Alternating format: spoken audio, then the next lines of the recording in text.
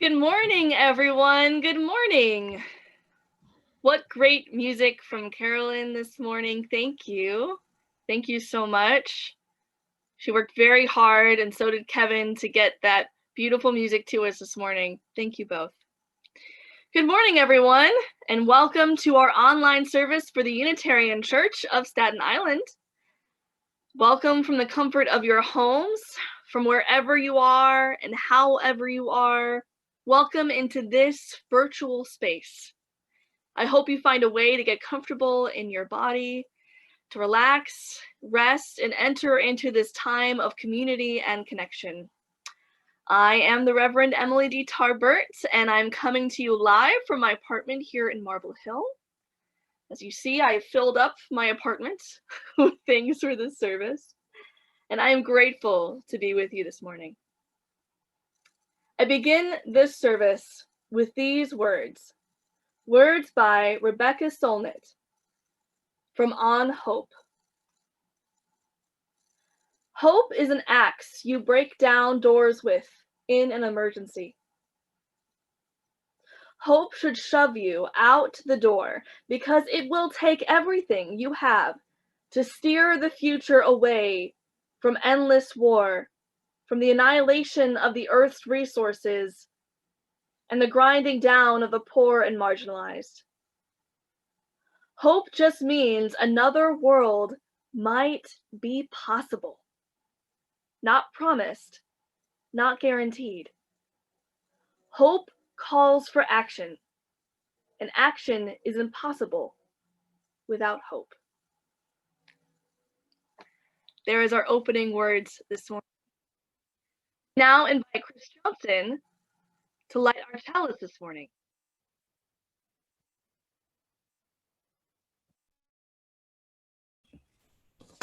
Good morning. In the search for truth and the spirit of love, we unite in worship and fellowship.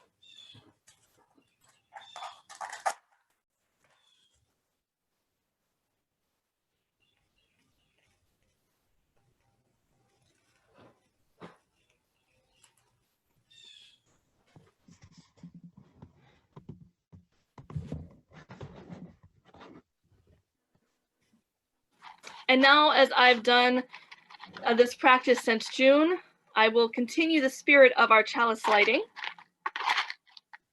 once I have this match lit.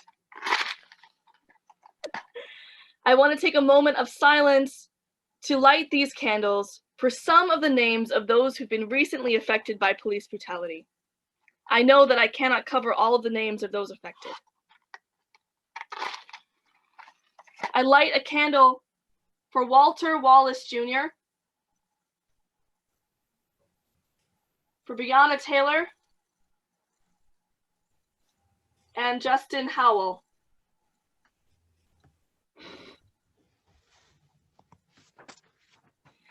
May these lights be a symbol of our commitment to continue the work of racial justice and proclaim that Black lives do matter. Thank you. I now once again invite our lovely music director, Carolyn and Kevin Clark, to sing for us our opening song. All righty. And join along if you know the words. Come and go with me. Come and Go with me to that land. Come and go with me to that land. Come and go with me to that land. Where I'm bound, where I'm bound. Come and go with me to that land. Come and go with me to that land. Come and go with me to that land where I'm bound. there'll be freedom. There'll be freedom in that land. There'll be freedom in that land. There'll be freedom in that land. Where I'm bound, where I'm bound. There'll be freedom in that land. There'll be freedom in that land. There'll be freedom in that land where I'm bound. There'll be justice in that land. Be justice in that land. There'll be justice in that land. There'll be justice in that land. Where I'm bound, where I'm bound. There'll be justice in that land. There'll be justice in that land. There'll be justice in that land. Where I'm bound. There'll be singing in that land. There'll be singing in that land. There'll be singing in that land. There'll be singing in that land. Where I'm bound, where I'm bound. There'll be singing in that land. There'll be singing in that land. There'll be singing in that land where I'm bound.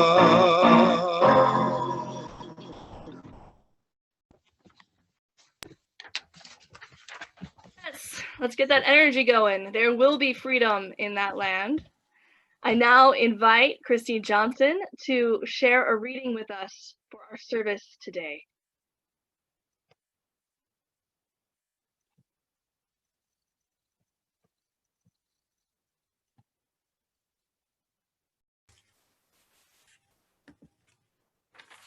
Our reading today is "And Yet You Persist" by the Reverend Gretchen Haley. Though you have been warned and given plenty of explanations, reasons to do otherwise, you have persisted. To claim a life of joy and justice, to carve out this time, this space for the renewal of your own heart. Despite all the reasons, the resistance, fighting for your attention, luring you towards fear, you persist. To practice gratitude for this day, this life that has been given this chance to begin again. And so let us gather that we might offer one another courage, healing, hope, strength, and the promise to persist in kindness, persevere in compassion, and prevail in a life that's for more than ourselves. Come, let us worship together.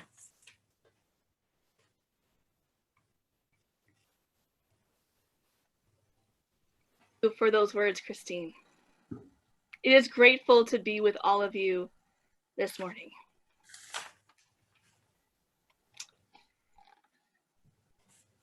I'm going to start my sermon with yet another reading. A small quote from the autobiography of John Lewis, his autobiography, Across the Bridge. John Lewis says this, quote, "Change requires patient, persistent action. To most of us, patience seems almost too simple. In order to feel effective and in command, we require control that brings immediate results. We have a, quote, fast food mentality that expects an instant return on our investment of time, attention, and effort, a return that is concrete and clear. We are so comfortable charging forward and succeeding through our aggression and innovation that the idea of patience can seem contrary to our instincts. Yet, I assure you, as I have seen through my very eyes, even a little patience can pay big dividends." That's the quote from John Lewis. Well, this week has certainly tested the patience of almost every single American I know. There has never been such an election where we were waiting for results several days past the election day. And yet for many of us, our patience finally seems to have an answer. There was singing in the streets of New York City yesterday. Singing and joyful honks and bangs and noises proclaiming the power of change that can happen when every single voice and every single vote gets heard and counted. When I looked across my social media and across different places of news, it seemed like there was some sort of collective sigh of relief, a moment to breathe for many of the people that I've known. Taking the time to breathe, being intentional about restoring our spirit and cultivating joy and rest is an important part of the patient work of justice. As long as the rest is a pause, the sharing of the load, a moment of rest before going on. Because, at least when we look at history, resting can sometimes also be dangerous. America has been here before. We've worked really, really hard for a goal. We've cast votes, we've gotten collective action, and we've gotten to one big milestone, and we celebrated the milestone. And then, at the end, we kind of fell back into complacency. We stopped the momentum of work because, well, we made it, right? Just like John Lewis's work, they did pass the Voting Rights Act of 1965. They made it, right? Except that Voting Rights Act was disbanded, or at least a portion of it was taken out in 2014. Or just like for many LGBTQ advocacy, we got marriage equality, we made it, right? Except we didn't actually make housing discrimination or job discrimination, and now it may be up for debate. This is why patience is so important. And no, I know that the words can be confusing, and even maybe some of the old civil rights, civil disobedience work doesn't quite work for where we are now. I'm not talking about a passive patience. I'm not talking about waiting while the world changes on its own, or just passively waiting for someone else to make up their mind. I'm talking here of what John Lewis speaks of, the patience in persistence. This whole week, as I was waiting and waiting and waiting as the votes were coming in, I was thinking about the life of people like Stacey Abrams and John Lewis. The life of people whose action and legacies and words kept persisting, even in the face of defeat, over and over again. But what's so fascinating is, if you knew of the life of John Lewis, especially his early work as a leader of SNCC, he wasn't a very patient man. He was trained at an early age of how to withstand incredible violence to demand justice in the here and now. He was called an outcast, an agitator, a terrorist for the work that he did. He was impatient for the justice he worked for. And yet, as his own autobiography encourages, he writes an entire chapter on this. He encourages everyone to embrace patience. Again, not some passive patience, not some, oh, I'm just going to sit here and wait for everyone else to do the work and then we're going to be great. But an active patience of preparing, of getting ready. As it talks about in his book, when it came, at least in the civil rights movement for the right to vote, right? Yes, there were boycotts, there were marches, but the power of the voting was in the registrar's office. And people would show up and they would wait. They would wait to get registered. They would wait to get tested. They would wait for their ballots. They would stand in a waiting line to cast their votes. They would wait even when they were refused. And they were always there. Until eventually, with enough movement and enough people and enough active, persistent, resistant waiting, they got the right to vote. Again, while what happened 50, 60 years ago is not the same as what's happening now, I see the same persistence in the movements of today. How many Black Lives Matter marches were there this year? Did a pandemic stop those marches? Did they stop after riots happened and people said it's too violent or it's too messy or it's too hard? Did the protesters stop? People never stopped. And even when more people died, even when there weren't immediate actions, they keep marching. They keep speaking up. And their persistence and resistance has continued to prevail until, for one of the first times in history, a candidate elect to the office of president talked about racial justice and systemic supremacy in their speech.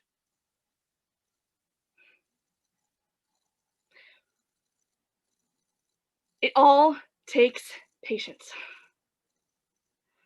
And I know it is annoying to hear that. Everything about 2020 has tested the limits of our human patience. Everything. We've been stuck inside month after month, after so many people have died, and after so much economic hardship, and after so much climate turmoil. Oof. Everyone's patience is thin. And this week was even worse. Sometimes it feels like the world is so tense, we're in the middle of a crucible. The pressure of it all, the pressure of the mounting death rates due to COVID, the razor-thin results of our election, the realities of racial injustice. There's so much that feels at stake. And in our human brains, it is so easy to just want to fix it already. To want a solution. To want one person to come in and make it all better, something tangible and easy to digest. But tangible, easy, and palatable, that's never been the work of justice. Justice is not made by any singular person in office. It's not given by any one person's power, though one person's power, as we've seen, can definitely stop justice from happening. Often the issues we want solutions for are much more vast than we can comprehend. And yes, it's so tempting when one person comes with a plan to fix it, to fall right back into complacency.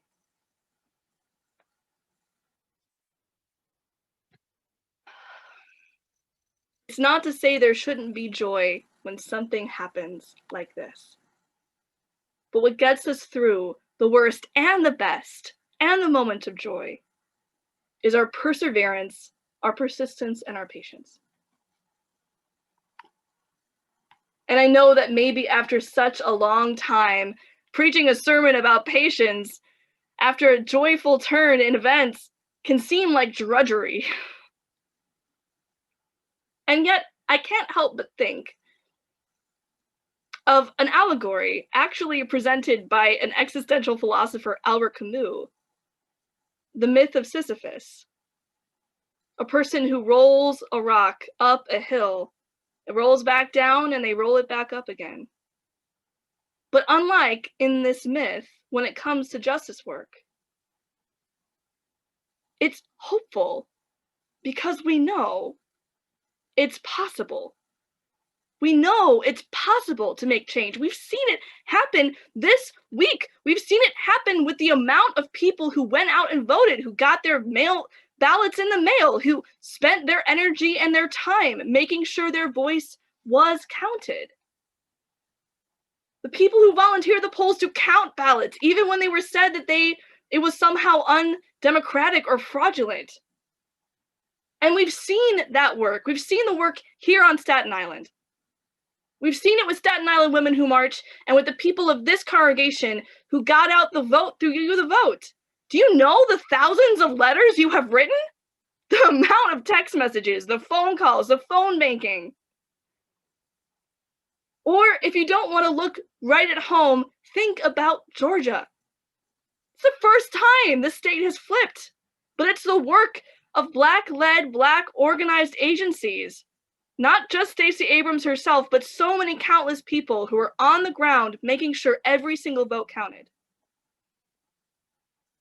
And all of these examples show us one thing, that in this long haul work that we still have ahead of us, the work of justice is work that is never done alone. We're never meant to do the work alone. No one person is meant to do this work. It is all of us together. We are in this together. And because we're in this together, nothing can ever stop us. The world that we dream of is indeed possible. And it is coming. So after this week, after all that has happened, what comes next? I have absolutely no clue what comes next.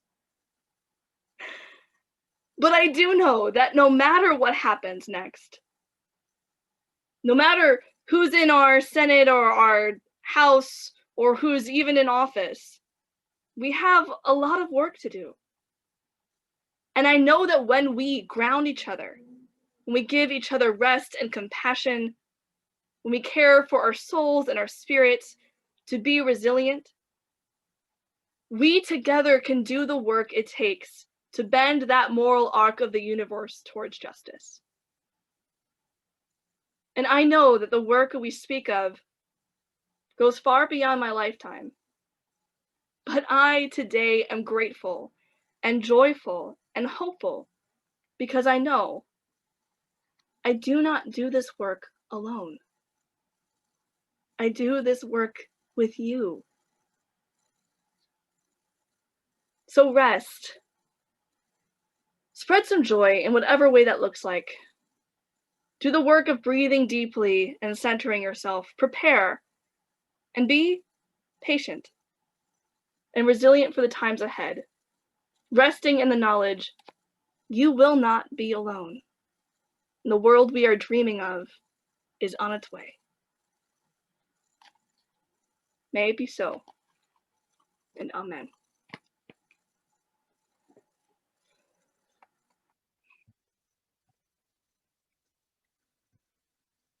All this morning, I now invite us into the spirit of our offertory, which I believe Carolyn and Kevin will share this morning. Yes? Yes, this is dedicated to Mr. Harry Hicks and all of our service people for Veterans Day.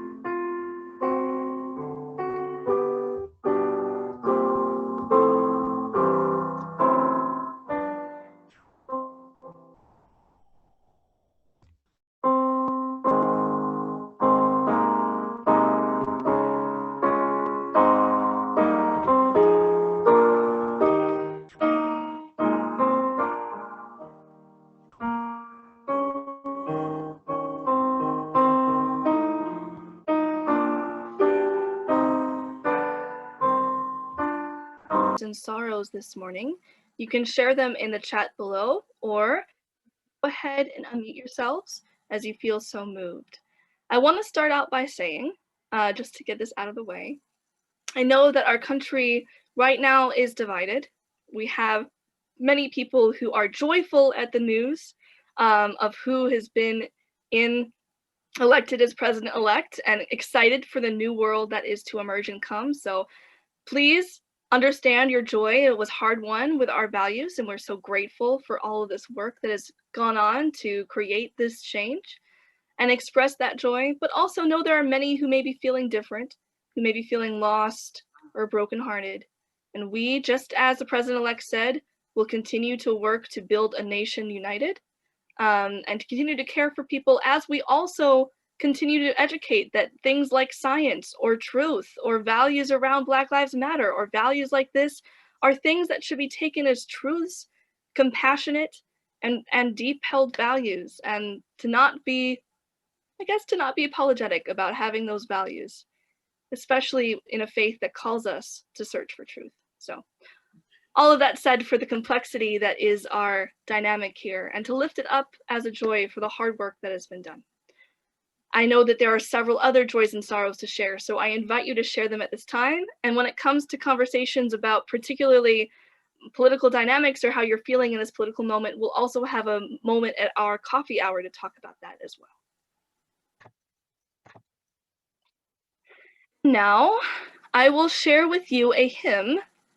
We may not have the lyrics written on the video. I'm not sure if we do, but I hope that you'll find ways to sing along and also to listen to this beautiful hymn that was composed by our choir.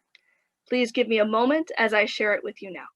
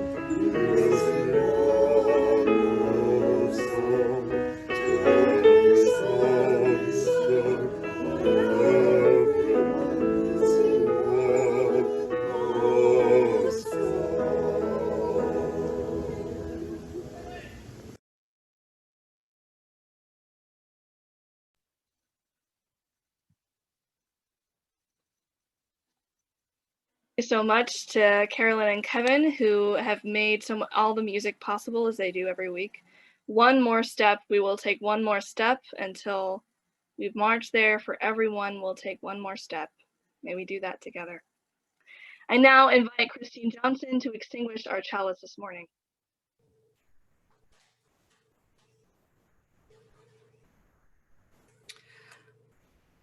We extinguish this flame, but not the light of truth, the warmth of community, or the fire of commitment.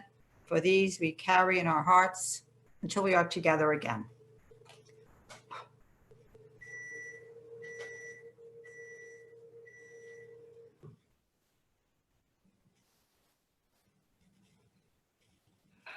And I will end with this benediction. Once again, I read from the chapter of Patience from John Lewis's autobiography, Across the Bridge. Quote, "Ours is not the struggle of one judicial appointment or presidential term. Ours is the struggle of a lifetime, or maybe even many lifetimes, and each one of us in every generation must do our part. And if we believe in the change we seek, then it is easy to commit to doing all we can, because the responsibility is ours alone to build a better society and a more peaceful world. Oh, may it be so, and amen."